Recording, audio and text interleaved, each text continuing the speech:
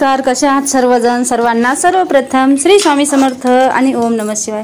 आजचा दिवस तुम्हाला खूप छान आनंदाचा व आरोग्यदायी जावो। तर आजच्या व्हिडिओची जी सुरुवात आहे ती डायरेक्टली स्वयंपाकापासून केलेली आहे आणि आज आहे आपलं वैभव लक्ष्मीचं उद्यापन। पण मला व्हिडिओ काढायलाही वेळ नाहीये, कारण माझ्या घरी पाहुणे सुद्धा आलेले आहेत। उद्यापन पण करायचं आहे आणि जॉबला पण जायचं आहे, सगळंच मला करायचं आहे। त्यासाठी मला व्हिडिओ काढायला तेवढा वेळ नाही। शॉर्टकटमध्ये थोडी क्लिप तुमच्याशी मी शेअर करते। असं मी इथं स्वयंपाकाची डायरेक्ट तयारी केलेली आहे। काय झालं, दूध तापायला ठेवलं आणि दूध उतू गेलं, तुम्हाला गॅसवर दिसलंच असेल। आता इथं खीर आपली तयार झालेली आहे आणि दूध का उतू गेलं ते सांगत आहे। इथं मी ग्रीव भाजून घेतलेली आहे पनीरची भाजी करण्यासाठी। इथे प्रतीक्षा काय करत आहे तर पूजा करत आहे। तिनं उमरा लेपन जे आहे ते तयार करून घेतलेलं आहे आणि पूजाची तयारी सर्व तिनं केलेली आहे। पूजा ही सर्व तिनंच केलेली आहे। आजची पोथी वगैरे जी आहे ती सुद्धा तिनं सर्व वाचलेली आहे आणि स्वयंपाक मात्र मी केलेला आहे। सर्व स्वयंपाक म्हणजे स्वयंपाक करत करत थोडीशी क्लिप मी ॲड केलेली। तर पनीरची भाजी झालेली आहे, खीर झालेली आहे, भात झालेला आहे आणि बघा मी चपात्या करताना तुम्हाला माझा थोडासा अवतार जो आहे तो शेअर केलेला आहे। माझा अवतार असा झालेला आहे आणि सर्व मी आवरून घेतल्याच्यानंतर फक्त स्वयंपाक झाला हे दाखवत आहे आणि इथे चालू आहे आपली आरती। तर बघा हा छोट्याशा माझ्या भाचीच्या मुलीने हा व्हिडिओ काढलेला आहे। इथं व्हिडिओमध्ये जी दिसत आहे ती माझी भाची आहे आणि भाचे जावई आहेत। मुली मात्र ज्या आहेत ते व्हिडिओ काढत आहेत, प्रत्यक्ष आरती करत आहे आणि मी वाचून आरती म्हणत आहे।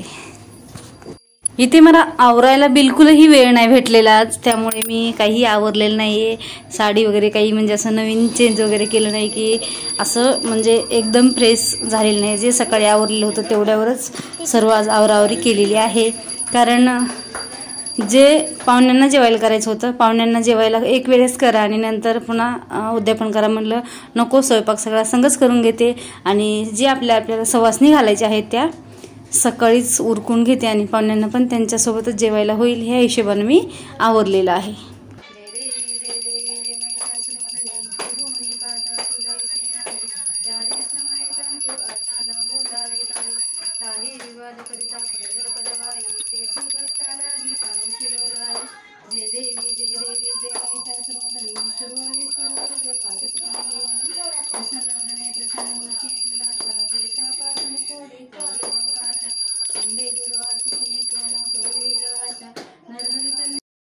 चला, मी तुम्हाला मगाशी दूध का उतू गेलं ते सांगत होते। मगाशी दारामध्ये एक म्हणजे मागणारे जे हे असतात ना, त्यापैकी एक स्त्री आली होती। तिला बोलता येत नव्हतं आणि वर्षातून एकदा दोनदा तरी हे लोक येतातच, कोणते की ज्यांना ते म्हणजे जीभ नाही आहे, काहीतरी मुके आहेत आणि त्यांचं ते एक पत्रासारखं त्याच्यावर। तर स्वयंपाक वगैरे झालेला नव्हता म्हणून मी काय केलं, तिला एक साडी आणि एक केळ दिलेलं आहे।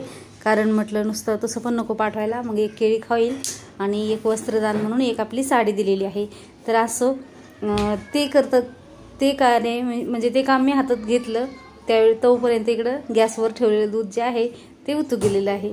असं आता चांगलं वाईट मला नाही सांगता येणार, तर गेलेलं आहे। त्यानंतर थोडीशी खीरसुद्धा असंच म्हणजे दुर्लक्ष करताना काहीतरी का त्यावेळेस पण जोगवा मागवण्यासाठी एक बाई झाली होती, तिला तांदूळ वाटा गेले, नंतर खीरसुद्धा थोडीशी वाया गेलेली आहे। असं हे दोन्ही कामं असे घडलेले आहेत। मग आता ह्याच्यामध्ये काय चांगलं काय वाईट मला नाही माहिती, पण एक सलग दोनदा उतू गेलं थोडंसं माणसाला काहीतरी वाटतं। पण असं मी अशा गोष्टी नाही जास्त मनावर घेत आणि जे पण जसं माझं कसं असतं, कुठलंही काम सरधोपट असतं, जसं हे होईल ना तसं करत असते, सपाट्यात पडेल तसं, कुठल्याही गोष्टीचा विचार करत नसते बस मी सुद्धा। तर असं इथं आपलं उद्यापन वगैरे पार पडलेलं आहे आणि काय झालेलं आहे, हे सर्व काम आवरल्याच्या नंतर मी गेलेले आहे मुलांना कपडे आणण्यासाठी। तर कपडे वगैरे आणले, साडी वगैरे भाचीला नेसवलेली आहे आणि मुलांना सुद्धा कपडे आणलेले आहेत। तो मात्र व्हिडिओ मी नाही काढलेला आहे आणि ही होती आपली सकाळची देवपूजा। तर अशा प्रकारे आपला म्हणजे एकदम छोटी क्लिप मी तुम्हाला शेअर केलेली आहे। तर असा व्हिडिओ आवडला तर नक्की लाईक, शेअर आणि सबस्क्राईब करा।